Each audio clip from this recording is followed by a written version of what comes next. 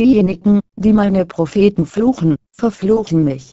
Dienstag, 9. September 2014, 17 Uhr. Meine innig geliebte Tochter, mein Herz wuchs zu dieser Zeit in großer Trauer. Es gibt diejenigen unter euch, die mein Wort umarmt haben, das euch aufgrund meiner Liebe und meines Erbarmens durch diese heiligen Botschaften gegeben wurde, und die mich auf die grausamste Weise verraten haben. Dieser Verrat unterscheidet sich nicht von dem, der mir während meiner Zeit auf Erde zugefügt wurde. Die Samen des Zweifels werden in andere gepflanzt, und zwar von denen, die in die Irre geführt wurden wegen der Lügen und dem Hass, die der Teufel in ihr Herz gesetzt hat. Er, der mich hasst, wird fortfahren, Hass gegen mich zu schüren, indem er einige von denen verseucht, die an dieser Mission und an anderen Missionen vom Himmel, um Seelen zu retten, beteiligt sind. Er wird lügen und er wird Verleumdungen auf meine Auserwählten werfen, damit er Seelen von mir abbringen kann. Zu denen, die mir den Rücken kehren,